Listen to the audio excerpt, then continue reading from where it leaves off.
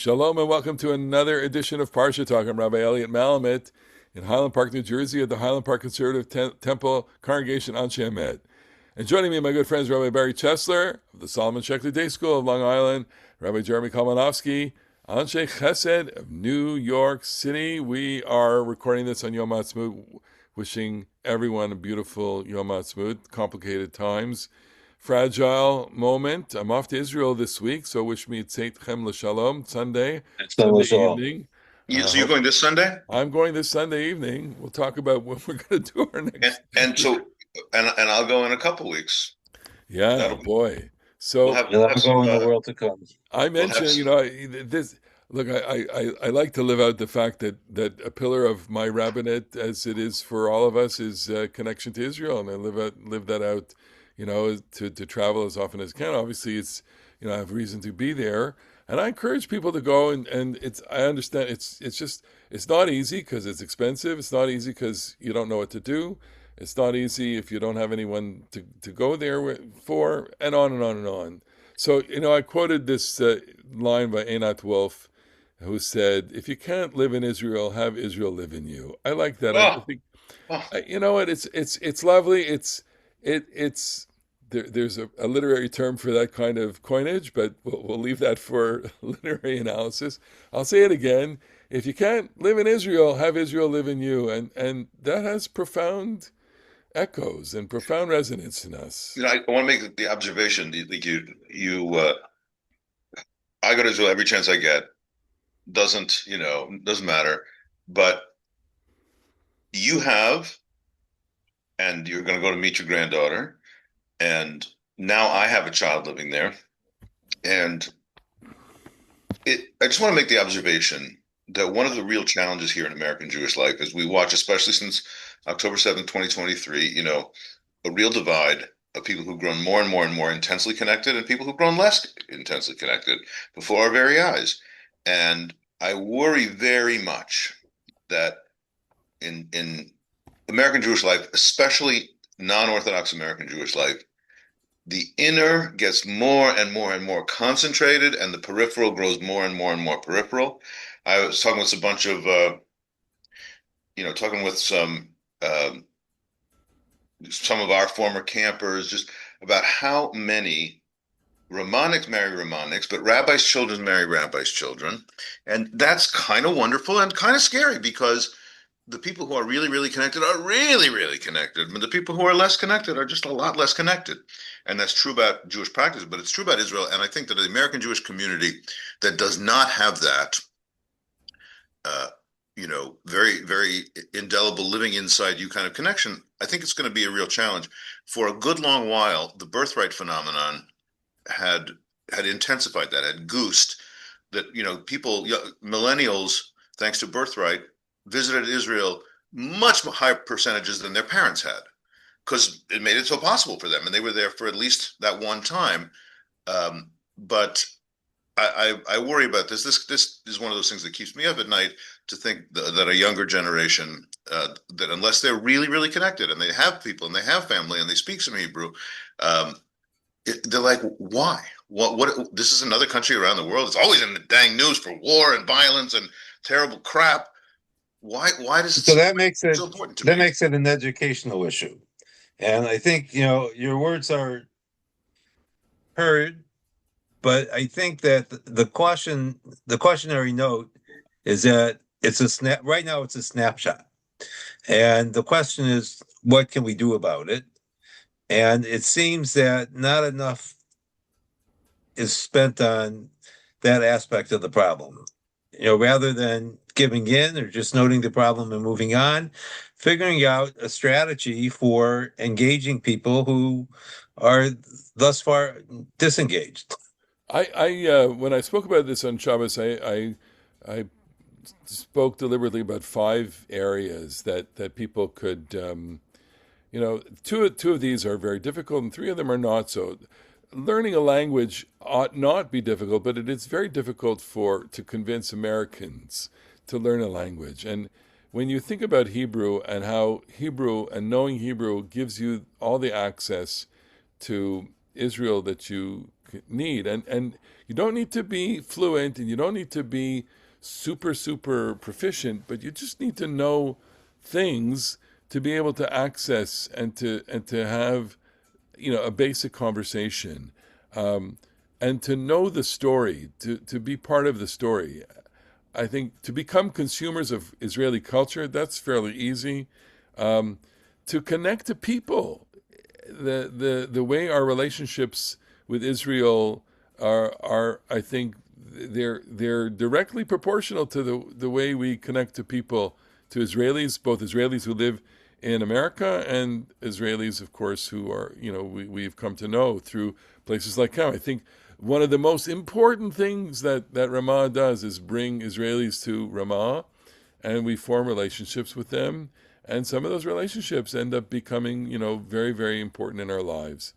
And lastly, is advocacy. And we, some of us have a certain flavor of advocacy, and some of us have other flavors. I kind of regret that AIPAC became just a political organization, because the highlight of the year was going to the policy conference in Washington. That was until COVID. I mean, that was the largest, gathering of Jews in North America. But 20,000 people would go to Washington, and it was amazing, just on every single level. And to galvanize people and to organize people and to help convey, our advocacy for Israel. I think that's really important. Of course, you have to have the why to know what to advocate for. And so this is. These are elements of making connections and having Israel live in you. I'm sure I've said this before, but I think that the most salient, fact is how many generations from immigration people are. I think that is so determinative, or so, if not determinative, so influential over the kind of Jewish lives that people live. Of course, not invariably, but if your grandparents had been in Poland for 8 generations, if your ancestors had been in Poland for 8 generations, you were indelibly Jewish. If your grandparents in the United States for 8 generations, oh my God, Yeah. What kind of Jewish connection? I mean, I'm super happy, deliriously happy with my son-in-law and Dasi. My children will have non-Jewish grandparents. My grandchildren will have some non-Jewish Yeah. grandparents along with their Jewish grandparents, and that's just going to be different. And so that sense. Israel makes no sense unless you feel a strong sense of Am Yisrael identity. You're part of this peoplehood, and it's the doorway. Through that doorway, it makes sense that there needs to be a Jewish society and a Jewish country, So given if, everything's happened. But if not, not. Jeremy, if it's the people that's so important, then what makes the land important? Well, Because there are Jews in countries all over the world, and we don't feel an obligation to connect to them in the same way that we might feel an obligation to connect to Israelis. Although well, nowadays it's easy to connect to Israelis in the United States, so it's Well, a this shortcut. is the preamble to the Declaration of Independence of Israel. We read that as part of our ceremony, a little ceremony yesterday. In the land of Israel was formed the Jewish nation, and that's where our ancestral bond is, and that's it. And how does it say? It gave the world the book of books, and it's very interesting that the architects of the Declaration of Independence pointed to the land as the birthplace of the people, and pointed to the land as having brought to the world this civilization changing Right, book. but you're both talking about connecting to Israelis as being an important part of a Jewish identity. What I'm asking is, what's the connection to the land? no, I would say, We're in Gal. yeah. Well, one second, let me finish. We're in the diaspora, or Galut even, and they're not by definition. And we're trying to connect to them, but maybe the land has a greater pull, or can have a greater pull for some people. Well, I worry about because we do recognize a kind of idolatry of the land. You know, I care about the land. I think the land is important, um, and it's less important than the peoplehood and the culture. It is a feature of the culture. Rav Ovadia Yosef no lenient, no conservative rabbi, you know, said, and he never walked this back, even though he said all kinds of very uncongenial things. He said, if the military and diplomatic experts tell us that it will save lives to give up some of the land and come to agreements with our adversaries, end of story. Nothing stands before pikuach nefesh, including the land. Now, lots of people, as we can see before our very eyes, that there are sectors of national religious society in Israel that do have a kind of idolatrous relationship with land. I think it's important not to have an idolatrous relationship, but since we are talking about the place where our ancestors have longed to be, and even though modern political Zionism is a modern phenomenon, you can't say that, you can't say silly things like Yehuda Halevi was a Zionist. He wasn't a Zionist. Zionism is a modern political phenomenon, but he was a lover. He was a Chovev Tzion. He loved Tzion. He longed to go there. Where the Chovev Tzion. People wrote, very lovingly and movingly about coming to the land of our ancestors. I once saw it was very viciously anti-Zionist, by a Palestinian, which they're entitled to. They're entitled to be strongly against Zionism, but and it's like, Israelis don't care about the land. It's just instrumental to them. They don't love it. They don't study it. I was like, that is the farthest thing from the truth. It couldn't be otherwise. We know that the Israelis love the land. Even I'm not just talking about the religious settler types, the people who walk the land, who walk the Shvil Yisrael, the nation-long path, who know all the flowers and who know every stone and every tree.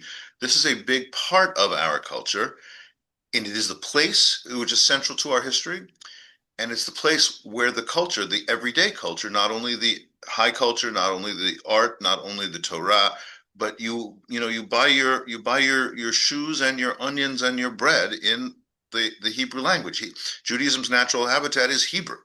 And so the place where they speak Hebrew and the place where they built a culture around it and the place that is intimately familiar with the land of our ancestors, that's why it is central. We've all chosen to make our lives here in the diaspora, but it is central, and we are, we stand in what's that with the stars when there's the two stars like that are in the kind of elliptical relationship, binary or whatever that's called. We are rotating around our partner in this journey. So go ahead, just finish your No, thought, no. and So I'm going to ask you the question. I feel the American Jewish community is great. There's a lot we can add to the world Jewish community, a lot we can add to Israel, and Israel's at the center and we're at the periphery. So let me ask you then: is your spiritual Zionism here? Are you channeling Achad Ha'am? Are you channeling Mordechai Kaplan? Because I'm hearing a lot. I mean, I don't have these texts at my fingertips, but these two thinkers, and I think Kaplan was influenced by Achad Ha'am in this regard, but Kaplan certainly said, a civilization is just and the culture comes out of the land. That is to say, you are part of this land. You have all of your frame of reference, all of your language, and all the things that you described. The way you express yourselves, the way you conduct yourselves, and of course, political sovereignty that is part of being a polity on the land. Is a result of the land. All your civilization emerged from the land, and emanates from it, and therefore going back to the land is essential for Jewish civilization. That would be, you could identify that sentiment both in Kaplan and both in Achad Ha'am, probably, right? I know really quite little about Mordechai Kaplan. I know a little bit more. Spent a little bit more time with Achad Ha'am. Achad Ha'am believed, and if it weren't for the terrible physical persecutions of World War I and then certainly World War II, Achad Ha'am may well have turned out right when he said this is a pipe dream. This is insane to think that millions of Jews from the world around are going to come in and live in this tiny piece of land. That's never going to happen. He famously said, one university will be much more important than 100 farms, which is, of course, the exact opposite of what most Zionists thought. But I kind of, if it's not for the suffering of the Russian Revolution and the Ukrainian Civil War and World War I and World War II, and that's not even have anything to do with what happened in the Islamic world, yeah, I think he probably would have been right. We could have ended up with an Achad Ha'am kind of Zionism that is fundamentally about how this all affects us culturally rather than the, hard-nosed elements of political sovereignty. But that's not how, you don't get to run the history tape back. That's not how it came out. And obviously, history proved Herzl and political Zionists right. There did have to be, national sovereignty. And I'm good with that, with all the problems that it entails. But I definitely feel that, as Aharei said in his rebuke to Herzl, Herzl thinks that the problem, is the problem of the Jews. The real problem is the problem of Judaism. What does this mean to us in a modern era? And I think that that's the right question. So it's really, of course, it's a hybrid, like everything. We need the politics of it because we are people that now has power and now has sovereignty over a land, and that has an infinite a range of questions and problems for us. Obviously, we're living through a an important era in that story right now. I'm just the other day I showed the documentary Ben Gurion Epilogue Ben Gurion. It was I encourage our viewers, listeners to watch it. It's on DocuNation at the Times of Israel. It's also on Tubi. It's Epilogue Ben Gurion, and it's he's already well into his 80s, and he's giving one of his final interviews, and he's talking about Zionism, and he's talking about the project, and what's fascinating is, exactly that. In his life, he embodied the practical Zionism, the political Zionism, making a state at any cost, basically. That was his objective.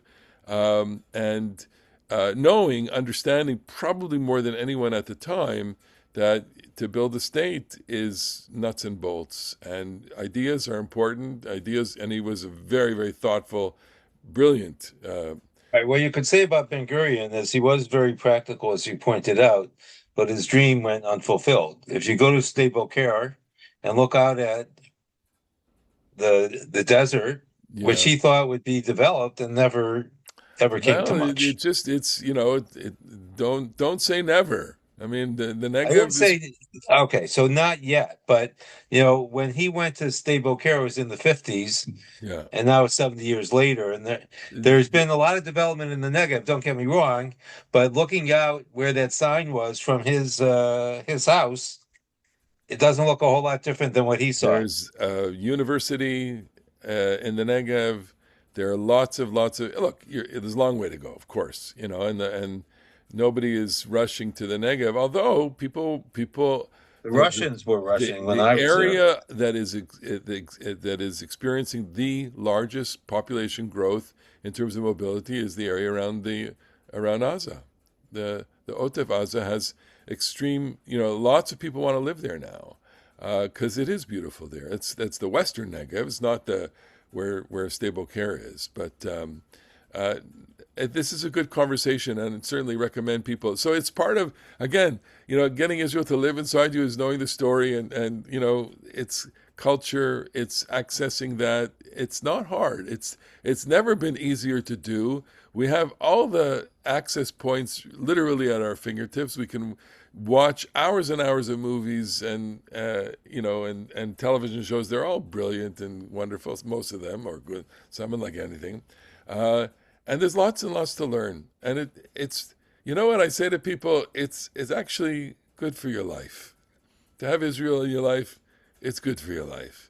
At the very least, I always say it's always like go to Israel, enjoy the food.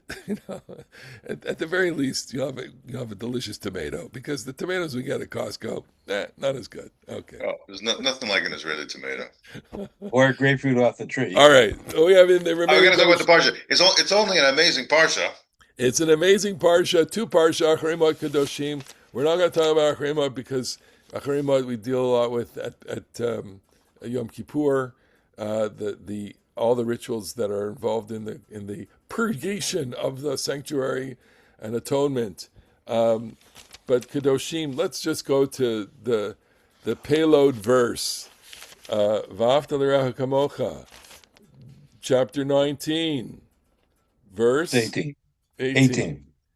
Lo tikom velo titor b'nei amecha. V'afta l'recha kamocha ani Adonai. Translate that. Lo tikom. Do not. Not Take no bear vengeance, vengeance. Lo titor. no Don't bear a grudges. No grudge. grudges. B'nei amecha. V'afta l'recha kamocha. Love your But neighbor as you gotta go. yourself. You gotta go to a little bit before, right? What's the Yeah, previous? the verse before. Lo tisnata achicha bilvavecha. Don't hate your brother in your Wait, heart. let's just not right. Uh, So Hocheach tochiata mitecha velo tisa alav chet. You may have to have difficult conversations. You may have to rebuke somebody, but incur no guilt, which either means it's got a few possibilities. It could mean, listen, you got this hatred in your heart. You hate your brother. You're going to have to talk this thing out because unless you do, you will bear sin for that inner hatred. Or it may mean something like, when people do bad things, you've got to rebuke them, but don't make it worse by having a terrible fight about it. Or when people do bad things, you may have to rebuke them because if you just turn the other way and pretend you don't see, you have some measure of responsibility for the bad stuff that they're doing. But when you say to the person, listen, I have to be honest with you. I don't think you're honest in business, or I have to be honest with you. I think you mistreated that person. You should apologize. Uh, then that person shouldn't bear grudges or take vengeance on you for having had that hard conversation. The whole thing should eventuate in love your neighbor as yourself. It's interesting the way you read it, because I have always understood it to be you have wronged me, and that's the person that you have to confront. You're not confronting in my reading at least, I never thought of it as confronting the person for something he did to someone else, but something that he did to me. so Because that's when we're liable to be vengeful or to bear a grudge. That's the great That's interesting. uh, I analogy that Rashi quotes. I want to put something on the table because I want us to really fine tune this. And it's interesting. We never talked about this, in our pre-conversation, but be that as it may, the what I want to put on the table is the words "hocheach tocheach et amitecha." Are these a blanket carte blanche really for tochacha, for rebuke, or is the rebuke contingent on someone hating you? In other words, lo tisna et achicha b'levavecha, do not hate someone in your heart. And what you said, Jeremy, was if you do, tell them, have that conversation, have the hard conversation.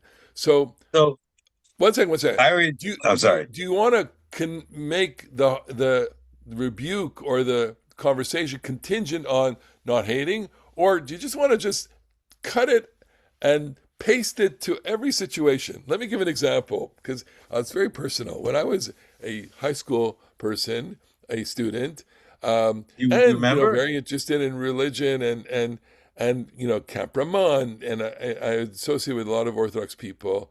And I got a letter from one of these Orthodox people quoting this verse saying, I want to give you tochacha because, this is, I think this way is not the right way.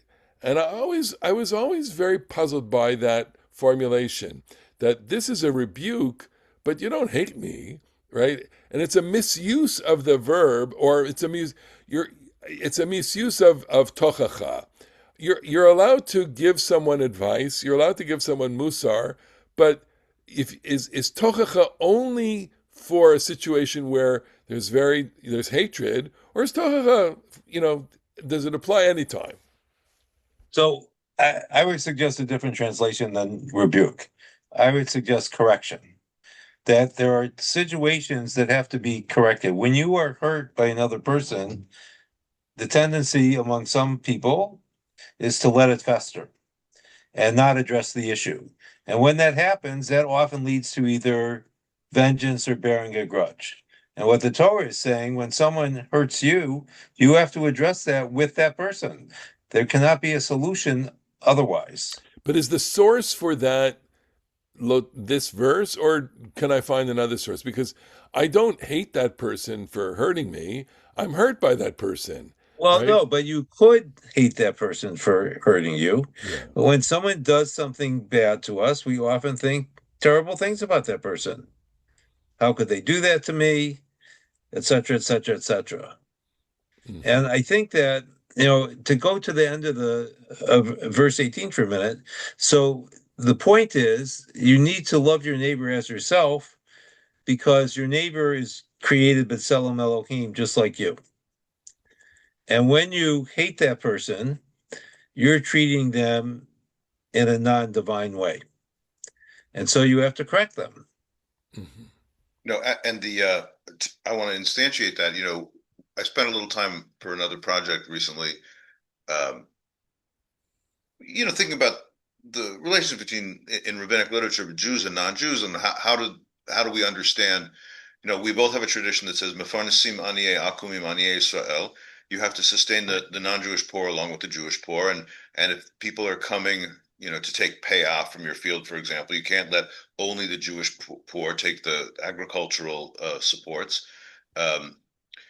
And sometimes they say sometimes like mipnei eva, because of hatred, or mipnei darkei shalom, because of the ways of peace.